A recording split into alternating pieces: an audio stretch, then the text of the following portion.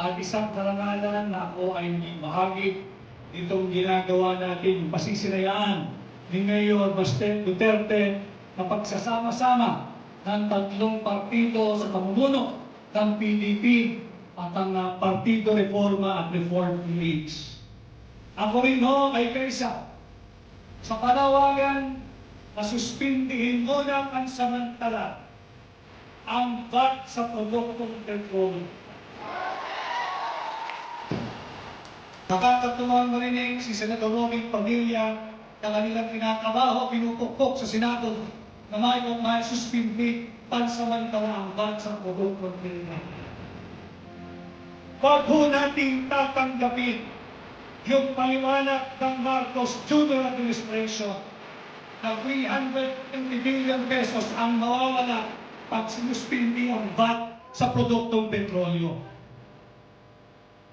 Mas malaki ang kanilang ninanakaw. Bakit magpalengke ng pera ang pinamimigay? Bakit magkuhan at korupsyon pwede? Pero pag konting luwag at katinghawan sa ordinaryong Pilipino, pinag-iisipan pa. May sila man ho. Kung gusto, may paraan. Kung ayaw, maraming dahilan. Ang patunay ho niyan noong panahon ni Presidente Rodrigo Roa Duterte. Nagkaroon po tayo ng Metro Manila-wide lockdown March 15, 2020. March 17, 2020, Luzon-wide lockdown. March 24, pasado na yung Bayanihan 1 na nagbibigay ng ayuda sa mga naapektuhang Pilipino. Isang linggo muna lockdown, pasado na yung Bayanihan 1. Tayo po, isa't kalahating buwan na ang digmaan sa gitnang silangan. Bongbong Marcos, absent pa rin! Kaya ito po na binubuong komisyon, ang Bench Commission, na tumulong ito sa outreach ng bawat Pilipino. At sa pamumuno ni Mayor Baste Duterte, Sir, maraming salamat.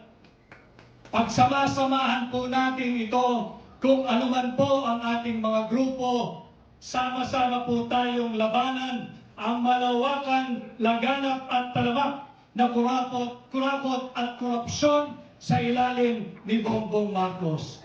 Magandang hapon po, maraming salamat at kaisa ninyo ang hakbang ng maiso.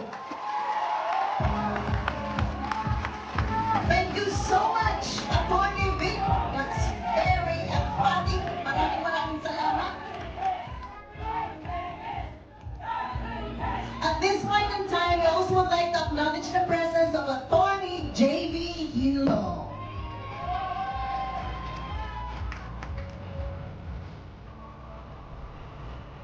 Okay, so mag-icebreaker tayo ng konti. After listening to all the meaningful speeches of our congressmen and senators, and I'd like to call on stage Macha Santos.